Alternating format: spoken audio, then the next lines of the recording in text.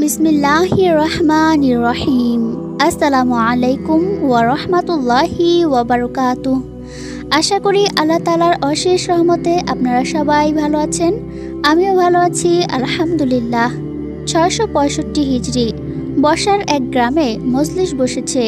জনসাধারণের ব্যাপক সমাগম। এক আল্লাহর বান্দা দাঁড়িয়ে রসুলের সুন্নাহ নিয়ে আলোচনা করছেন। সবাই মনোযোগ দিয়ে তন্ময় হয়ে শুনছে। অন্য কিছুর প্রতি কারো কোনো খেয়াল নেই। আলোচনার এক পর্যায়ে লোকটি বলেন, ভাই ও দোস্ত বুজুর্গ, মেসওয়াক অনেক বড় সুন্নত। মুসলমানদের মেসওয়াক থেকে উদাসীন হওয়া উচিত নয়। রাসূলুল্লাহ সাল্লাল্লাহু আলাইহি ওয়াসাল্লাম মেসওয়াকের ব্যাপারে অনেক জোর দিয়েছেন।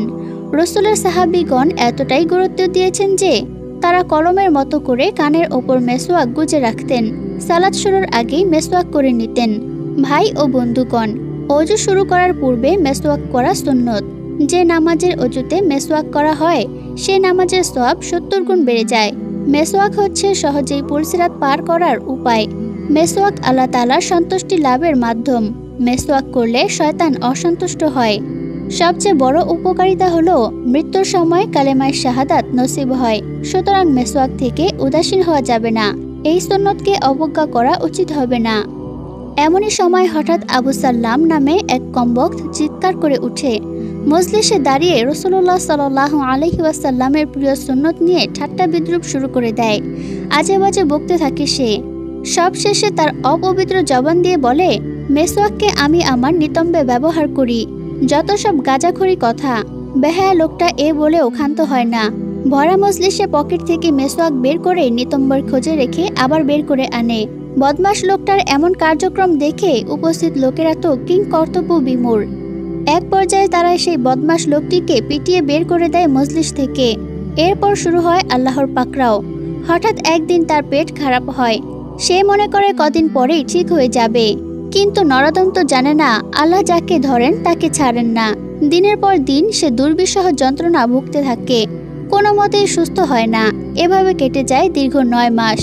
অতঃপর একদিন বিস্ময়করভাবে তার নিতম্ব দিয়ে 4 পা বিশিষ্ট বিভৎস একটা জানোয়ার বেরিয়ে আসে।